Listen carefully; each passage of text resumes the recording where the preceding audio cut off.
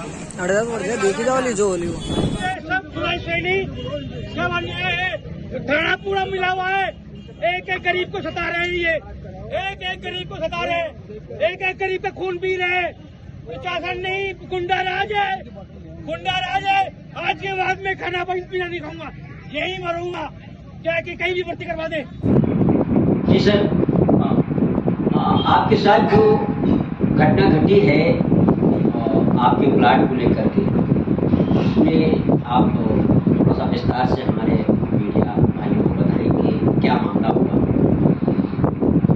मामला ये है कि 97 में मैंने जरिए रजिस्ट्री एक मकान खरीदा था, प्लाट जयसिंहपुरा 4 शारदा कॉलोनी में, जिसकी मैं समय समय पर देख रेख करता रहा। किससे खरीदा था? मैंने एक जहीरुल इस्लाम आदमी नाम के आदमी थे, उन्होंने मुझे रजिस्ट्री करवा के दी थी। जहीरुल इस्लाम जो पहाड़ गली में रहते थे। अच्छा। उससे पहले उनके पास जो चैन थी 81 से का पट्टा है, और उसके बाद उन्होंने भी कोई एक जरिए रजिस्ट्री के उनको बेचा हुआ था। अच्छा। और बाउंड्रियाँ ये 81 से और गेट चला आ रहा था। तो 2016-17 तक तो उसमें कोई समस्या नहीं थी। 2016 के बाद इन्होंने क्या किया, एक गंदा नाला मेरे प्लाट की जो बाहर था उसको मेरे प्लाट में एंटर करवा के और उसको प्लाट को विवादित करने का काम किया गया। ये सुरेश सैनी उसके और जो लोग हैं, राजनीतिक शरण इनको मिली हुई है। सुरेश सैनी कौन है? ये जयसिंहपुरा 4 वार्ड नंबर 13 का पार्षद है। तो एक बार मैं वहाँ उस प्लाट में क्या करा, बाउंड्री तोड़ दी और नाला, गंदा नाला जो सीवरेज का पानी है अंदर डालने से उसमें बहुत ज़्यादा कचरा और सुअर न्यूसेंस होने लग गया। अड़ोसी पड़ोसी परेशान थे, उनके कहने पे मैंने बाउंड्री का काम चालू किया। अब 5 मई 2022 को जी।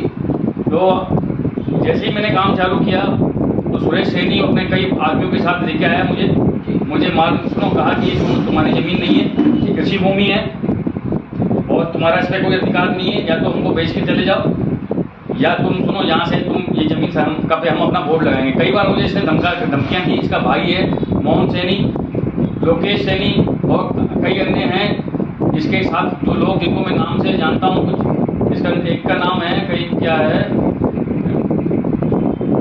रामधन सैनी, और दूसरा है एक जिसका मैं नाम अभी भूला हुआ हूँ, मैं शक्ल से मैंने फोटो खींचे हुए हैं।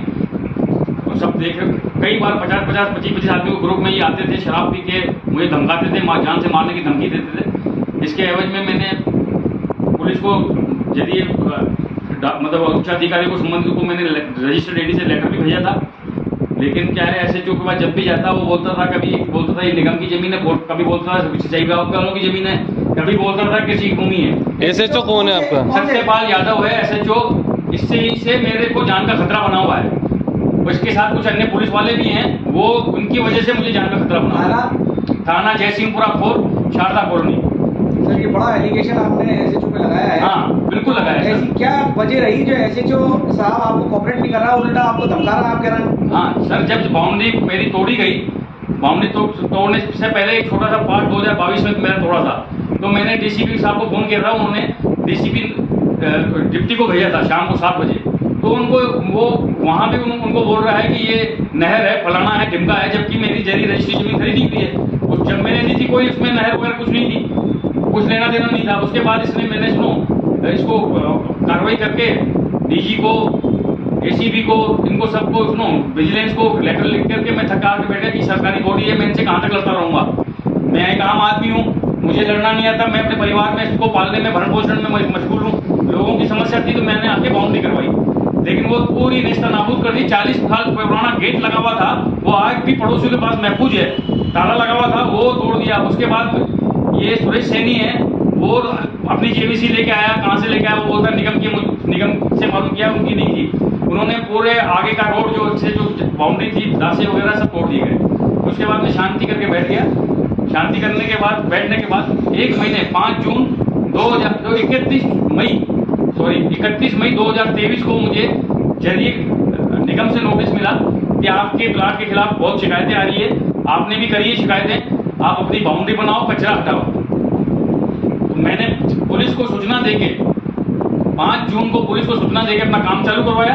काम चालू करवाने के बाद 9 जून जैसे मैंने काम चालू कराया, ये सुरेश, मोहन सैनी और ये लोकेश और इसके भरत सैनी एक क्या नाम है रामधन, इसके साथ अन्य कई लोग हैं जिनकी मेरे पास फोटो है, वो आकर के मुझे धमकाने लगे, या तो प्लाट भेज दे, यहाँ से निकल जा, नहीं तो तेरा खून निकाल देंगे, तेरा ये कर देंगे। मैंने कहा भैया मैं तो बाउंड्री करवा रहा हूँ, आस पड़ोसी परेशान है। हाथ जोड़ के मैंने कहा कि आपका क्या लेना देना है, लेकिन ये नहीं माना। स्टे आपके प्लाट पे था, उसके बाद जीजी ने आकर तोड़ा। कोर्ट का स्टे था, निगम की परमिशन थी जो संबंधित थाने को दी हुई थी।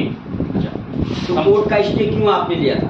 कोर्ट का स्टे इसलिए दिया था कि सुरेश सैनी पाबंद होने के बाद भी मुझे धमकाने आया था, वो जेडीसी निगम के आदेश होने के बाद भी, कि तू यहाँ बाउंड्री नहीं किसी करवा सकता और हम इसको तोड़वा देंगे हमको। और मोहन सैनी इसका भाई है, मौसी का लड़का है लोकेश सैनी, ये मेरे जब काम चल रहा था अपनी गाड़ियाँ कार में रास्ते में खड़ी कर रखा था, जिससे कि ये काम में विद्वान पड़े, धमका रहा था। 12 जून से इसने मेरे को परेशान कर रखा था, इसलिए मैंने कोर्ट से स्टे लिया और विधिवत काम मेरा चालू रहे, कोई दखलंदाजी मलामत नहीं करे, उसके मेरे पास आदेश हैं।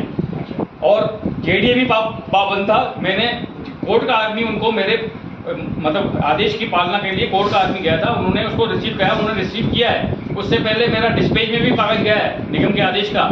उससे पहले जरिए रजिस्ट्री भी मैंने जेडीए को भेजा है, लेकिन उसके बावजूद मैं जब अस्पताल में भर्ती था इमरजेंसी के अंदर 24 जून को, मैं 22 जून से भर्ती हूँ इमरजेंसी में, 24 मेरा ऑपरेशन होना था। 24 जून को शनिवार के दिन, पूरा शनिवार या इतवार का दिन है, क्योंकि सुनो मुझे अभी कंफर्म डेट नहीं है, मैं देख के बता सकता हूँ मोबाइल देख के।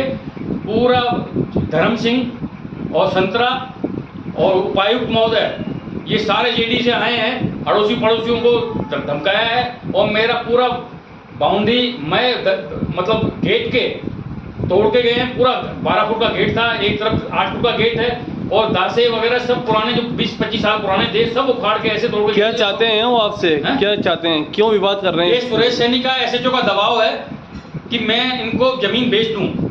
मैं जमीन बेच दूं तो ये जमीन पे सबके मकान बने हुए हैं, दुकानें बनी हुई है, एक मेरी जमीन बची हुई है, मैं इनको जमीन बेच दूं, जिससे क्या है ये आपस में मिलकर बंटवारा कर लें। इसमें मेन रोल एसएचओ का है, जो दिन को रात बोलता है, रात को दिन बोलता है, अपने उच्च अधिकारी को भ्रमित करता है। समस्या ये आ रही है सर, जब अपराधियों की तरह पुलिस वाले अगर व्यवहार करेंगे तो हमको न्याय कहाँ से मिलेगा? हम कहाँ जाएंगे मरने?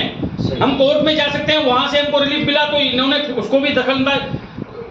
थाने में मेरे कागज थे, मेरे थाने में कागज थे, कोर्ट के आदेश थे, निगम के आदेश थे, कॉपी थी, एफआईआर थी, कंप्लेंट थी, परिवार दर्ज था, तो हम कहाँ जाएं ये बताओ। तो सर एक चीज और, आपने जो बताया अभी थाना सुनवाई नहीं कर रहा है, तो आपने और कहाँ शिकायत इसकी लगाई है बताइए? डीजी क्राइम ब्रांच जी उच्च अधिकारी हैं जी, आदरणीय डीजी क्राइम ब्रांच के पास आपके पास गया था, आदरणीय पुलिस महानिदेशक उमेश जी मिश्रा के पास भी गया था, आदरणीय विजिलेंस अधिकारी के साथ मैंने बच्चा भेजा था, क्योंकि मेरा पैर लटका हुआ था, टूटा हुआ था। पर पैर लटके हुए टूटे हुए होने के बावजूद मैंने ऑपरेशन नहीं करवाया। पहले मैंने न्याय के लिए उन उच्च अधिकारियों के पास गया हूँ। इवन कितना सर ये अपनी वर्दी का कितना उपयोग कर रहे हैं। मेरे को मेडिकल के लिए लेके जाना था, मेरा मेडिकल नहीं करवाया पूरा, मेरे को एक्सरे नहीं करवाया। मैं 4 दिन तक फोन करता रहा संबंधित अधिकारी को। बाद में उन्होंने मेरे को थाने बुलाया, थाने जबकि जाने की आवश्यकता मुझे नहीं थी, मैं एसएमएस से छुट्टी लेके जबरदस्ती वहां से आया था। उन्होंने मेरे से लिखवा के लिया कि आपको ऑपरेशन कंपलसरी है, आप अपाहिज हो जाएंगे। लेकिन सुनो, फिर भी वो मैं वहां से छोड़ के आया, क्योंकि मुझे वहां की व्यवस्था समझ में नहीं आई, मुझे ऑपरेशन दूसरी कहीं करवाना था। मैं संबंधित थाने को फोन किया, उन्होंने मुझे थाने में बुलाया, जबकि गणगौरी हॉस्पिटल में से महज 1 किलोमीटर दूर है। उन्होंने मेरे को 10 किलोमीटर दूर बुलाया, वहां से फिर वापस कहा कि आप थाने जाइए, वहाँ गणगौरी हॉस्पिटल जाइए, हम अपने आदमी को भेजते हैं। वहाँ हरबंस लाल है, वो आया, उसने 2 घंटे बिठाया, मेरा वो एक्सरे करवाया।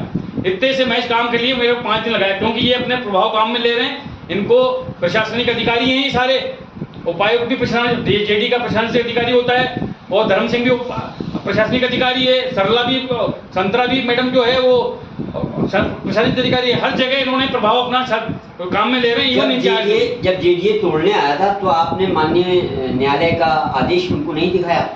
अब पड़ोसी ने दिए हैं। 21 तारीख को जब मैं गया थाने में तो हुक्मनामे की कॉपी दी है एसएचओ को और धर्म सिंह को, मौके पे भी लोगों ने दिए, उसको मौके पे भी दिए, और दीवारों पे लिखा हुआ था, कोर्ट स्टे की हुक्मनामे की कॉपी भी है, जब चिपकी हुई थी। लेकिन सुनो, अंधेर नगरी चौपट राजा, अंधेर नगरी चौपड़ राजा, कोई सुनने को तैयार नहीं है। एसएचओ को मैंने 21 तारीख को दी तो फिर भी बोलता है ये कृषि भूमि है।